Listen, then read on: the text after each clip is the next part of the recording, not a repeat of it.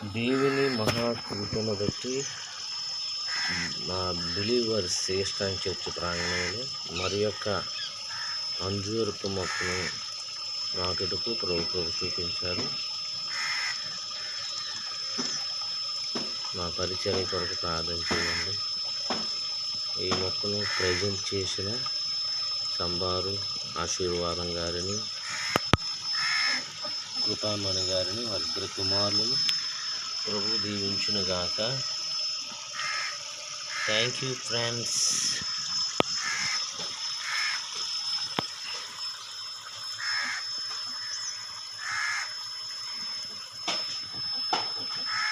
గత